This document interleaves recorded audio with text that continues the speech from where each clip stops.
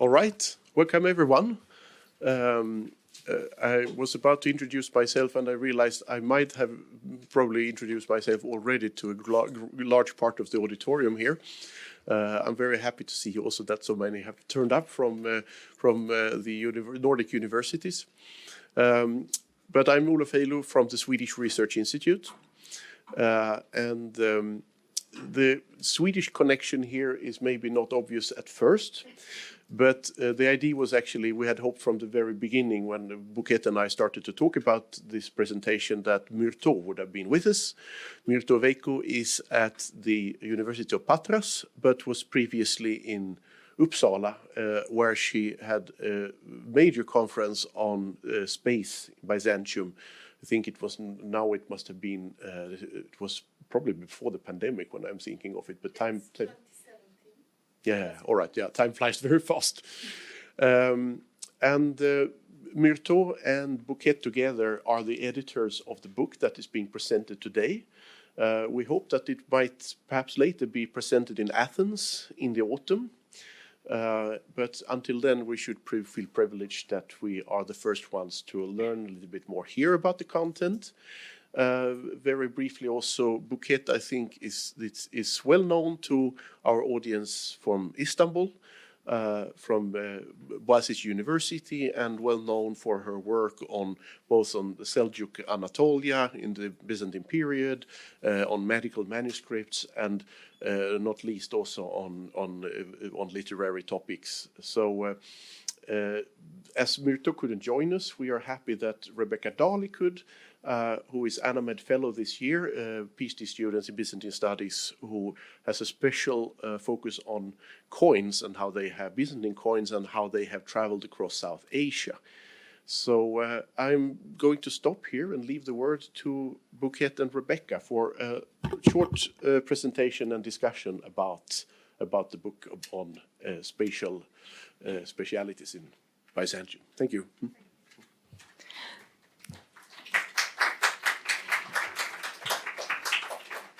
Thank you very much for that introduction, Olof, and thank you for the invitation to be here. But actually, the thank yous go deeper than that.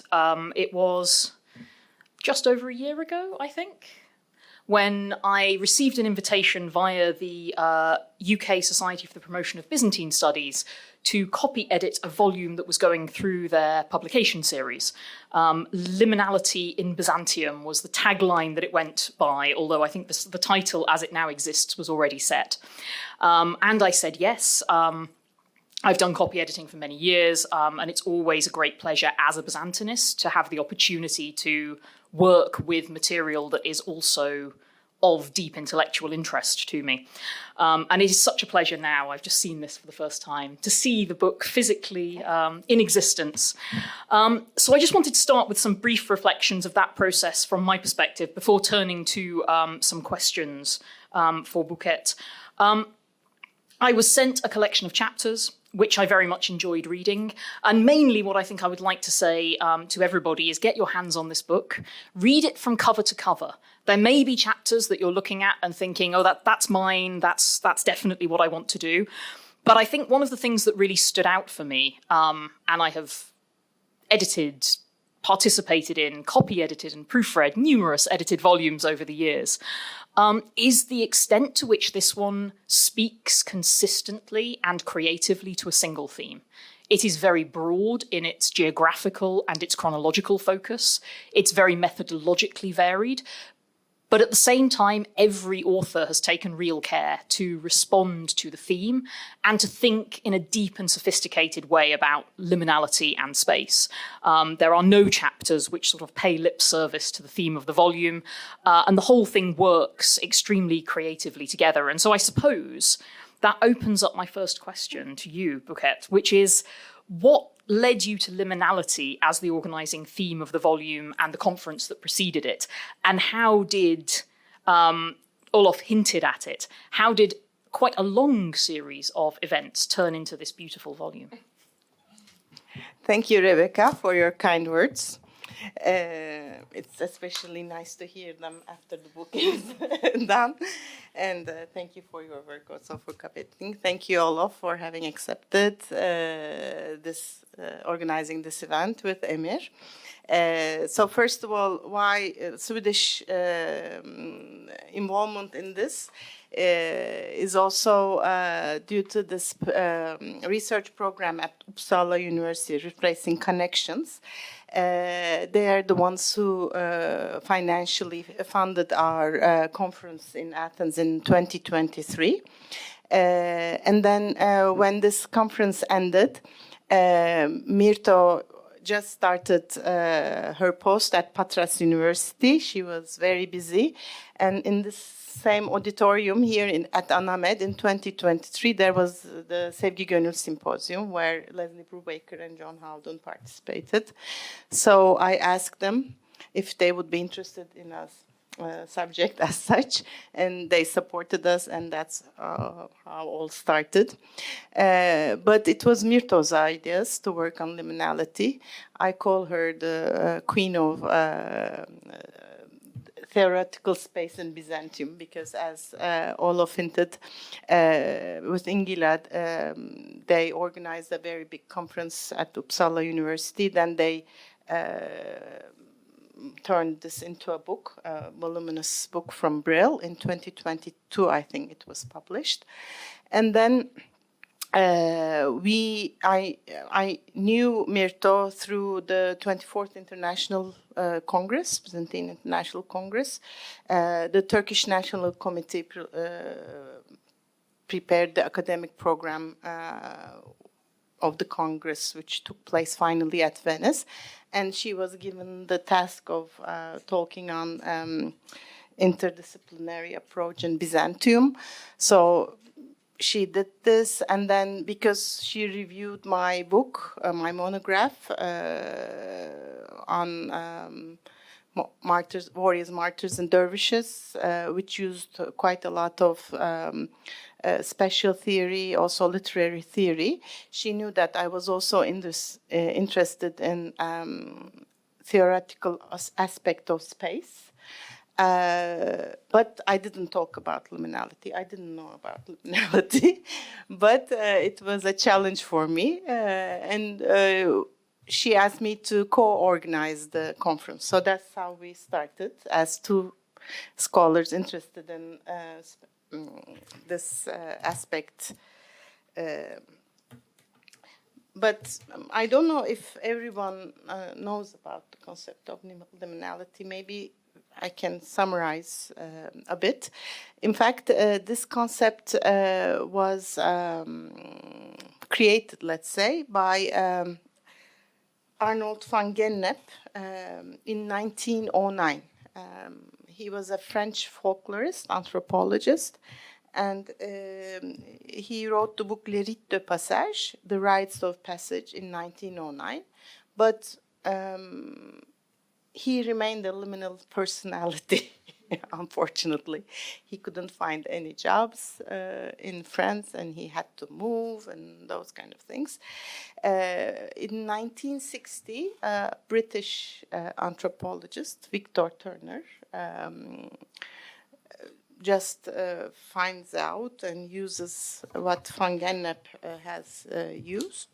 In fact, what van Gennep said is that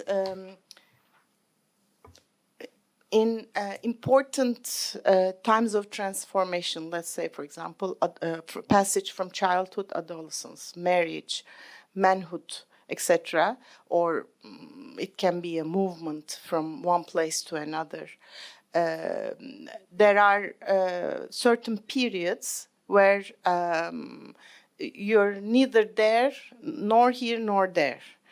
And then it is an important passage from one place to another also.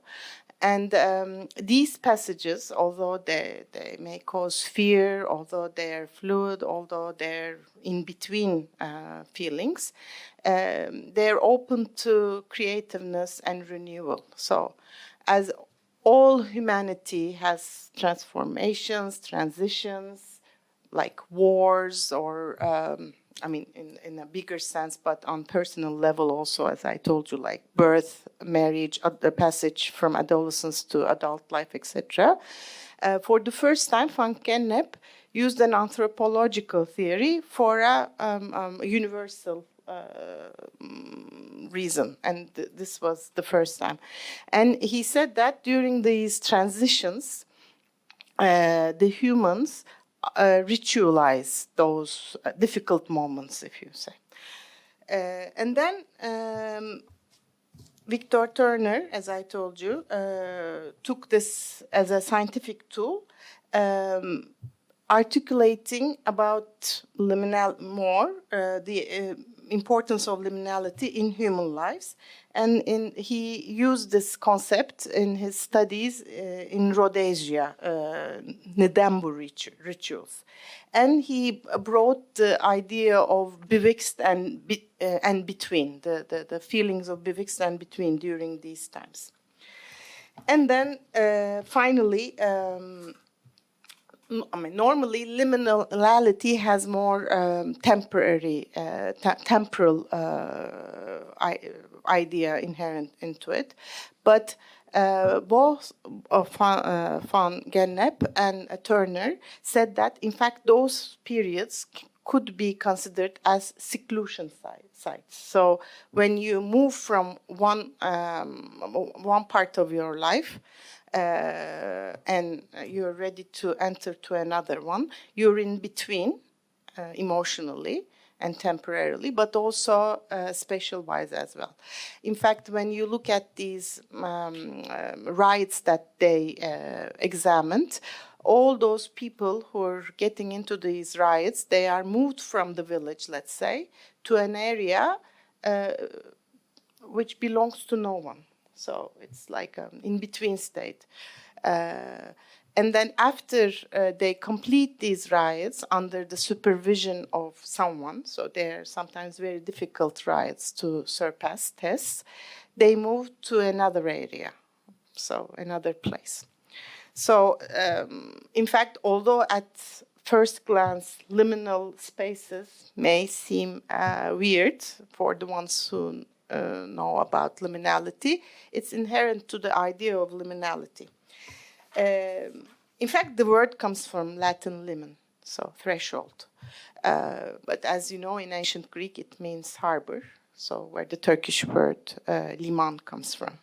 Liman, liman, it's from the same root. It has the same root. So, and then more recently, Danish anthropologist Bjørn Thomassen also moved beyond van Gennep and Turner's dichotomy of time and event as the foundations of liminality and focused on spatial liminality. And he made comparisons with modern life, and he discussed more about modern life and liminality. So living in between. For some scholars, maybe in Byzantine studies this is new, but I mean, you said that another liminality when you started copy editing. So it's, in fact, a concept used widely in social sciences, and modern world is compared to a permanent liminal stage. So like also many places in the modern world, like airports, hospitals, or people moving from one place to another to work in different countries, etc. They're all compared to liminal experiences of van Gennep and Victor Turner. But why did we choose liminality with Myrto? Because we realize that, especially in Byzantine studies, we have binary oppositions usually, like inside, outside, core, periphery, isolation, connectedness, stability, instability, known, unknown, earthly, heavenly, self, other, good, bad. But as we know, there are lots of grays in human lives. I mean, we are not always living in these binary oppositions. And the reality itself doesn't have a neat classification. So this is Mirto's words. So applying classifications to raw reality there will always be an unclassifiable remainder. So ambivalences, disturbances, paradoxes, misunderstandings, exceptions, they're all parts of social order. So from this perspective, we thought that liminality would be a good I couldn't say it. Anyway, it's a scientific tool, let's say, to analyze the societies, etc., the transitionary situations, events, places, life crisis, and as the subject of my monograph and my PhD thesis was the cultural transformation of Asia Minor and the Balkans in the 14th, 15th centuries, I also found it very exciting, and I used a lot of frontier texts. I thought that it was a very challenging, interesting idea. So we also tried to show some connections to our contemporary world. I don't know if that was achieved because we didn't talk much about that. So this was the organizing team. And then what we did was, maybe this will also be a question that will come afterwards, but we specifically sat down and looked at liminal spaces. I mean, what could be a liminal space for Byzantium?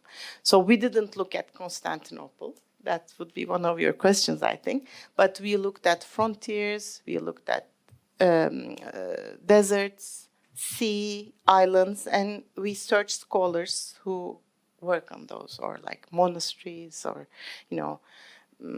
bridges, which is obvious maybe, or ladders, heavenly ladders. So all those spaces which could be considered as liminal in the Byzantine world, but we didn't know if that was the case. So we chose these scholars, but then we asked them if there was a liminal aspect to those spaces. So there were about 21 participants to the conference that we organized, but then we chose 11. And we chose some, and then we added a few others. So in total, we had. So this was the concept liminality, which I mentioned, and these are the main works that they produced, these scholars on liminality. So, yeah. So there were 11 chapters, and if you permit, I can maybe just go over it.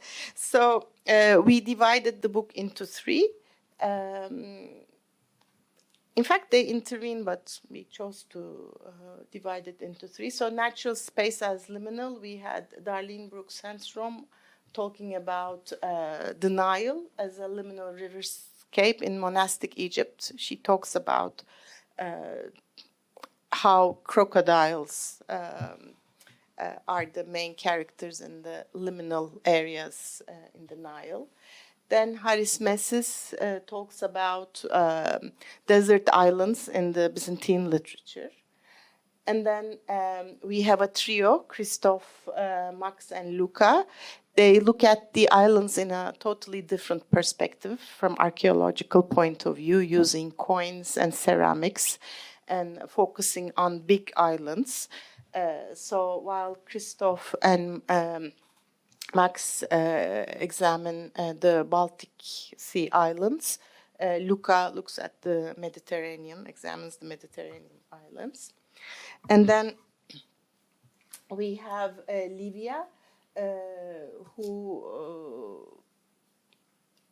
examined Spolia, but how the figure of Heracles is used at the gates of Ephesus, Nicaea, Constantinople, etc. So gates are considered to be liminal thresholds. So how this liminal character, the character of Heracles, is used the statues of Heracles is used in those areas. Then we have Nicholas and Myrto working on the Byzantine fortifications. Fortifications are also considered to be liminal spaces because they mark the frontiers of cities, while Nikos Bakırçı's focused on architectural aspects, material remains.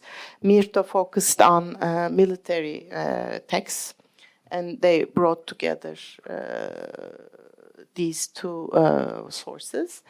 Lale and Inge, they worked as a couple in this. They both work on late antique elite houses.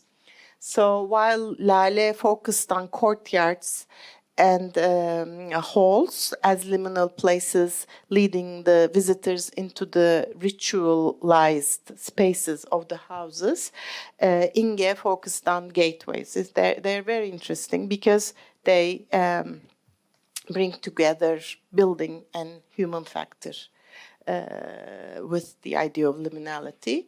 Mareva talked about monasteries, but especially gateways in the monasteries as liminal spaces. Then we have Guillaume, who works on transhumance in the Balkans and Thrace, and he argues that these areas are liminal places for those who were practicing transhumance, but also for the other people around them. Then Veronica worked on lighthouses and beacons as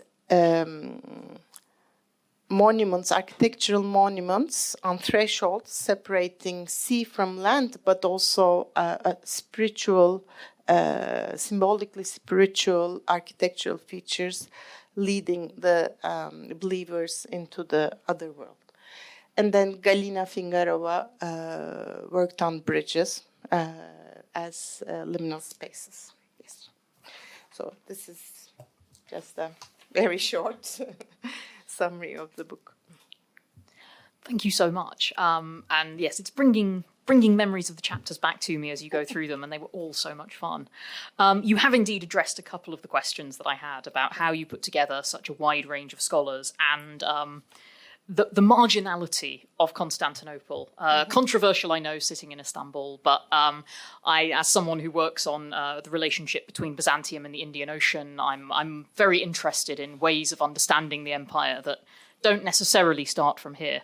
As you were talking about the liminality of the modern, I also couldn't help thinking of ANAMED as an extraordinarily liminal place, a place of coming and going and meeting, and where not all of us are necessarily here for very long, and what exactly I go away and think differently about with that.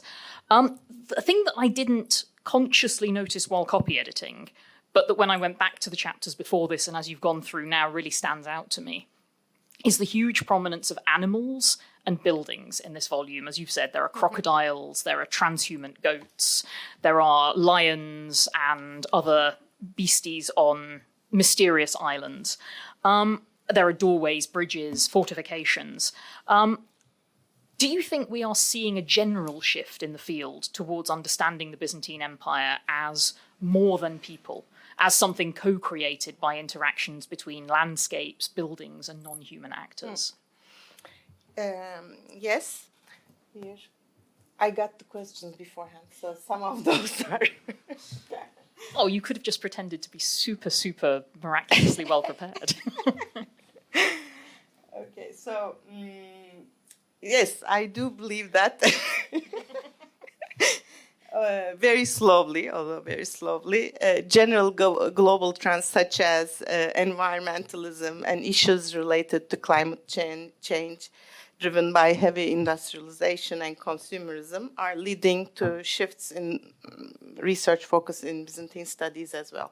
So this shift also led to moving away from a human-centered, anthropocentric perspective towards a more environment-centered approach. For example, a recent publication, Microhistories Retold, edited by I always have a hard time to read. Przemysław Marciniak focuses on insects recently. Marciniak has also recently published an article titled Byzantine Animals, Forgotten Citizens of a Forgotten Empire. His current PhD student, Ayşenur Mulla, from Bilkent University. She was a student, MA student of Luca Zavanio, one of our participants. She also works on animals in Byzantium for her PhD. Today in Vienna, at this very hour, there's a talk by Margaret Mullet and Marketa Kulhankova on hybrid animals in Byzantium, approached both from an animal studies perspective and from a broader Byzantine literary and cultural angle. At the Byzantine Congress in Vienna this August, there will be a plenary session on biological perspectives on the Byzantine world, covering topics such as bees, crops, and bones. There will also be a roundtable titled Byzantium Beyond Humans, Non-Human Species as Social and Cultural Actors, along with several free communications, including talks on animals. So, yeah, there have been also, as you know, studies on environmental change, bringing together archaeological evidence and historical sources. But I think there's still more research needed on Byzantine horticulture, plants and gardens, not only for their roles in food and medicine, but also understanding how nature itself was perceived, shaped by the Byzantines.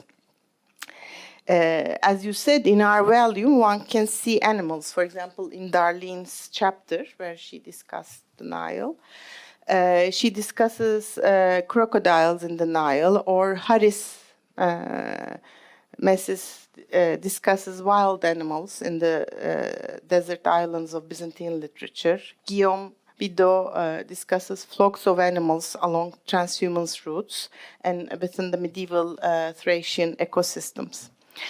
As for buildings, they have been traditionally the subject of art historians, architectural historians, and archaeologists. However, your question prompts me to reconsider whether buildings are sufficiently examined in relation to the human agents who moved through and utilized them. And I believe that in several chapters in this volume, through liminality, this issue is examined, not architectural structures as for their own sake, not merely for their own sakes, but in connection with human agency. For example, the chapters by Inge and Lale focuses on houses and how people moved in certain spaces reflecting their social status. Mareva's contribution examined monasteries in relation to certain spaces used as reflecting inclusion, exclusion, or in-betweenness. The chapter on fortifications by Nicholas and Myrto offers a complementary approach, while, as I already told you, Nicholas studies the structures from an architectural perspective, whereas Myrto incorporates the human dimension by integrating military texts into the discussion. And Galina, although she mainly explores bridges, she also integrates emotions into the perception and of bridges and the concept of liminality. At the same time, Veronica discusses lighthouses and beacons, but again, how these have emotional values on Byzantines as humans. Same thing for Livia. So, yes. Thank you. And if you needed no other reason than to buy this book, the possibility of a holy man rising out of the River Nile on the back of a crocodile should get you there. It is obviously invidious to have favourite chapters in a book that you've read, but I would say, yeah, your talk about Galina's chapter and emotions and bridges was also a real eye-opener for me. I confess, cynically, I saw bridges and liminality and thought, well, that's quite an easy sell. You know, they span water from one side to the other. Fine, okay, a bridge is liminal. But actually, the really complex exploration of inscriptions on those bridges and the feelings that people attributed in texts to movement across bridges was a much more nuanced and distinctively Byzantine liminality than I had been expecting going into it. It was one of my, a real standout for me as a scholar, and actually leads me into my final substantive question, which is the thing that really surprised me when reading the chapters was the extent to which liminality really emerged as not just something that you as a group of scholars were bringing to Byzantium as a modern theory and an organizing principle for the volume, but as something that very clearly in many of the chapters, Byzantine actors were themselves consciously engaging with and theorizing, not with the term liminality, but with an extremely acute and explicit consciousness of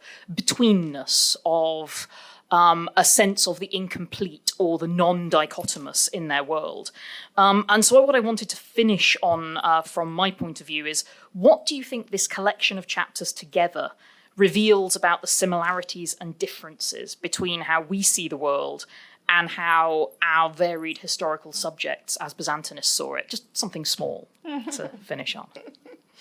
So yes, that surprised me also, but then I was surprised why I was surprised. Because I mean, the ones who brought this concept of theory, they were anthropologists, so they just examined people, and they just probably reflected on how they felt. Because all of us passes through these transitional moments.